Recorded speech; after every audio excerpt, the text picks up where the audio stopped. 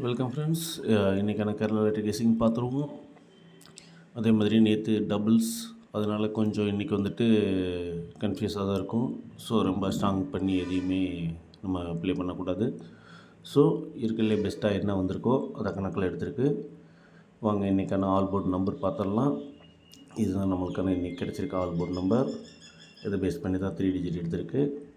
அதே மாதிரி புக்கிங்க்கு நம்ம சப்ஸ்கிரைபர் ஒருத்தர் வந்துட்டு புக்கிங் எடுத்துகிட்டு கேஎல் டிஆர் ரெண்டுமே எடுக்கிறாங்க.